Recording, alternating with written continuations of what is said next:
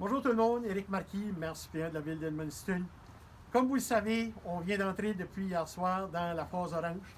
Phase orange veut dire qu'on a un retour de certaines activités, une certaine normalité, si vous voulez, à l'intérieur de la ville d'Edmundston. Donc aujourd'hui, j'accueille Mme Christine Lavoie, directrice du Centre des arts d'Artis-Église de la ville d'Edmundston. Christine, comment ça va? Bonjour, monsieur le maire, ça va bien, puis ça va bien au Centre des arts. Excellent. Christine, tu veux nous parler un peu, on vise à redynamiser, si tu veux, la vie là, après toute la période qu'on a vécue, le dernier mois et demi.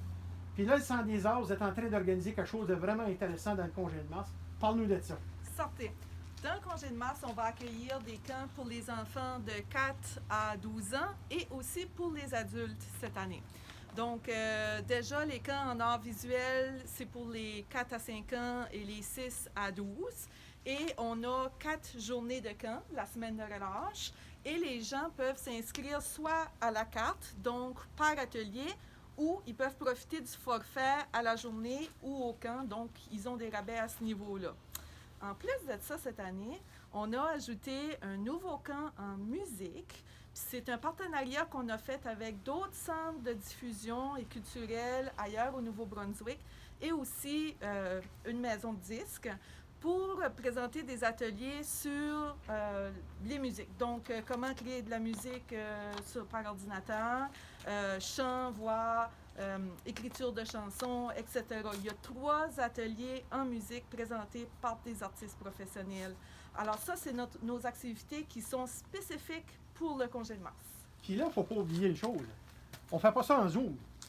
Non. On ne fait pas ça en Teams.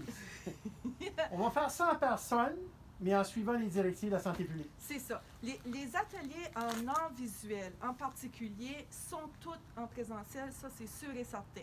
Donc, pour assurer la distanciation, ce qu'on a fait cette année et ce qu'on avait fait l'été passé, c'est qu'on avait créé des petites tentes, des tentes individuelles. Donc, chaque enfant reçoit un espace privé à lui où il peut s'installer, travailler, prendre ses pauses et après retourner en atelier.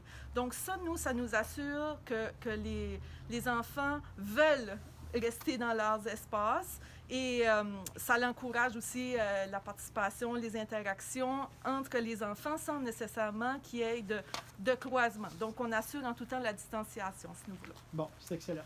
Pour les adultes, oui. On a de quoi pour les adultes aussi? Pour les adultes Explique-nous ça. Et les adolescents, par contre, ça, c'est en virtuel. Okay. Parce que, étant donné que c'est un programme qui est présenté à travers toute la province. Nos formateurs sont situés un peu partout, puis il y a des participants de partout dans la province. Donc, obligatoirement, il faut le faire via Zoom. Mais on a fait des sessions en journée et en soirée pour s'assurer que les gens soient disponibles et puissent participer là, selon leur disponibilité. C'est d'excellentes nouvelles. Écoutez, vous savez, on a vécu, comme je disais au début, une période qui a été extrêmement difficile. La ville d'Edmundston, vous savez, on est forte de nature, on travaille fort, on met des activités en place. Christine et son équipe sont vraiment enthousiastes. Merci beaucoup, Christine, pour qu'est-ce que vous allez nous faire, qu'est-ce que vous allez faire vivre aux jeunes. Je suis convaincu que la santé mentale des jeunes, ça va leur aider beaucoup. Puis aussi pour nos adultes aussi, parce qu'on sait, là, comme je viens de mentionner, la période était très, très difficile. Merci, ça fait plaisir. Puis oui, vous avez raison, les gens en ont besoin. Puis d'ailleurs, j'aimerais préciser que toute notre programmation qu'on avait lancée au mois de janvier, parce qu'on avait une 40aine d'ateliers, d'activités de prévus là, entre janvier et juin.